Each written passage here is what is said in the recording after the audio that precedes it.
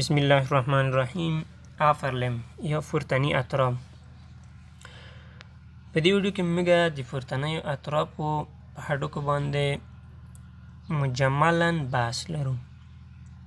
یعنی پورتني اطرافو کې کوم هډوکي شامل دي یا په upper limb کې سکلیټ څو برخې لري.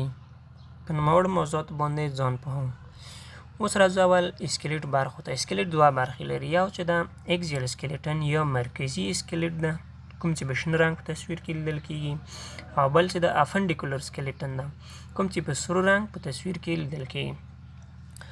مرکزي سکلیټ په خپله درې برخې لري: هډ ده، ریب کیج ده، انورټیبرل کالم ده یا ستون فقرات، د پښته کپاس او سر د مرکزي سکلیټ برخې دي یا د محوري سکلیټ برخې دي. بل چې د افنډیکولر سکلیټن ده چې دوه برخې لري، افر لیمس لري او لاور لیمس لري.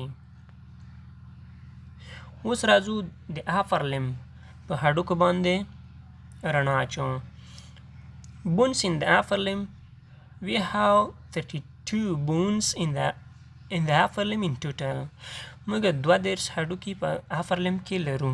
مجموعاً 32 هډوکي په افر لیم کې شامل دي چې په هغو کې کلاویکل ده، سکاپولا ده، هیمورس ده او انسی طرف ته اولنا ده او وحشي طرف ته راډیوس. همدارقم ته کارفلز بون دي، 8 دانې کارفل موجود دي، بیا میټاکارپل بونز دي او بالاخره پلنګس دي.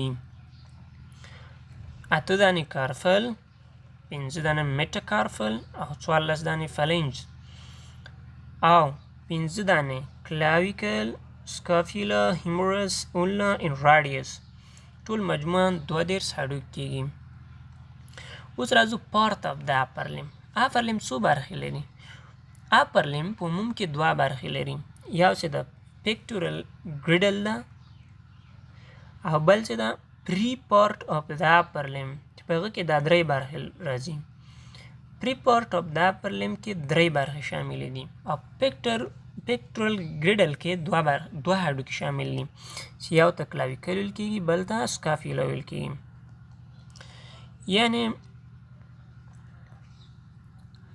پکتورل ګریډل چې ده د دوه هډوکو نه جوړ ده. پکتورل ګریډل دې ته وایي هغه برخه د سکلیټ چې پورتني اطراف د مرکزي سکلیټ سره وصلوي دې ته پکتورل ګریډل وایي. یعنی په د پکتورل ګریډل کې دغه پری پارت اف د اپر لیم یا د افر لیم ازاده برخه ده ازادانه حرکت کوي او د دغه پکتورل ګریډل په واسطه د سکلیټ مرکزي سره تثبیت شوي. نو پکتورل ګریډل کې یو د کلاویکل هډوکی شامل ده چې د سټرنم سره جوینټ جوړوي او بل چې د سکاپولا هډوکی ده چې د ریب کیج په شا کې واقع ده. بیا پری پارت اف د اپر لیم چې ده یا د اپر لیم ازاده برخه درې برخې لري چې یو ته ارم ویل کیږي یا مټ، بل ته فور ارم یا څنګل او بل چې د هاند ویل کیږي. او په عموم کې درې غټ جاینټونه په پری پارت اف د اپر لیم کې لیدل کیږي لکه ګلینیو هیمورل جاینټ یا شولډر جاینټ هم ورته وایي، یا د اوږې بند، البو جاینټ یا د څنګلې بند، او همدارقم ته د مړوند بند یا ریسټ جاینټ. که چیرې موږ فکر وکړو د افر لیم ازاده برخه دا مستقیمه نه ده، یعنی په 180 درجې زاویه باندې نه ده جوړه شوې. نو دلته که چیرې موږ فکر وکړو د هیمورس کوم اکسیس چې ده یعنی شفت اکسیس اف د هیمورس ده او د پور ارم کوم اکسیس چې ده یعنی ده دا دواړه په 180 درجې باندې نه دي واقع. یو څه کموالی د زاویې لیدل کېږي چې هغه 10 درجې کمبود نه، یعنی 170 درجې زاویه په خپل منځ کې جوړوي. نو په دې باندې وپوهېدلو خپله چې د اپر لیم دوه برخې لري، یو چې د پکتورل ګریډل ده چې کلاویکل او سکاپولا پکې شامل دي، بل چې د فری پارت اف د افر لیم ده او مجموعاً د 32 هډوکو نه جوړه شوې ده.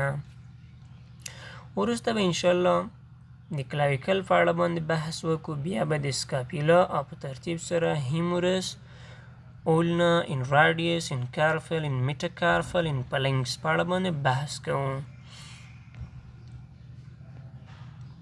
توجه څخه زیاته مننه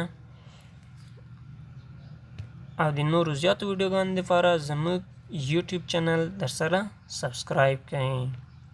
Subscribe to my channel and click the bell icon to see more videos and receive notification from YouTube.